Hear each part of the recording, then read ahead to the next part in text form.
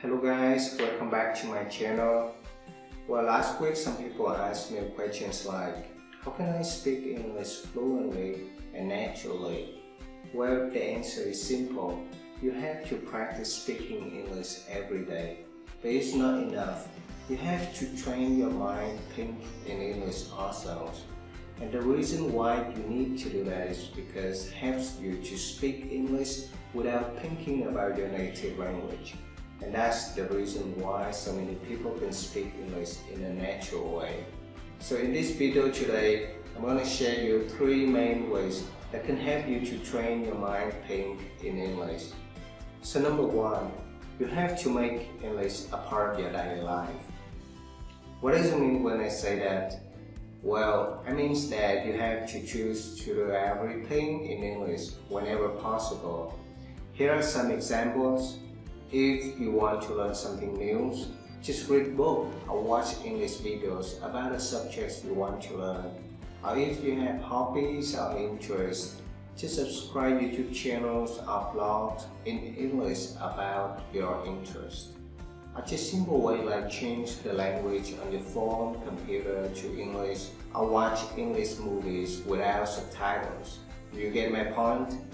If something can be done in English and in your native language, always choose to do in English. People do not want to use their English because they are more comfortable when using their native language. But if you want to think in English, you have to make a habit of using English every day and whenever possible. And once you use English a lot every day, you start thinking in English. And number 2, improving your speaking and listening skills. You should spend more time on improving your listening and speaking skills because these skills are very important, especially for every English learners. People don't want to use English because their English level is terrible. So that's the reason why they have to rely on their native language. But if their language is excellent, of course they're gonna use English every time and everywhere. And as you use English more and more, you will start to think in English. So that's the reason why I suggest you to spend more time on improving your listening and speaking skills. And last one, number 3, stop translating. You know, this is the main reason why so many people can't train their mind to think in English. There's a lot of English learners who have a habit of translating between their native language and English. And you know, I would say that it's a terrible way to learn English. So if you have that habit, you should stop immediately.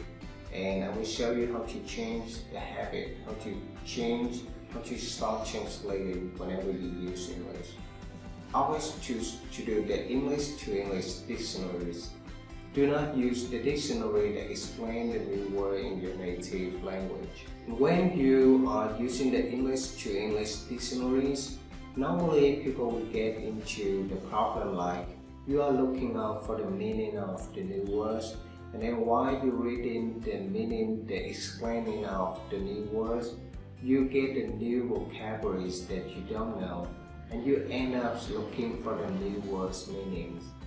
And the reason why so many people get the problem is because it depends on the dictionary that they are using. There are some dictionaries that using the simplest way to explain the new words, but there are some dictionaries that use for higher levels, so they use a lot of higher vocabulary levels to explain the new words. So it depends on the dictionary that you're using. And I suggest that as a beginners, you should use Macmillan or Oxford dictionaries. Another benefit of using English to English dictionary is because it helps you to practice reading skills. You know, while you're reading, explaining of the new word, you are actually practice your reading skills also. So recap, there's 3 main ways that can help you to train your mind to think in English. Number 1, make English a part of your daily life. Number 2, spend more time improving your speaking and listening skills. And number one, stop translating between your native language and English. So that's the end of the video right now. I hope you like it and see you next time. Thank you.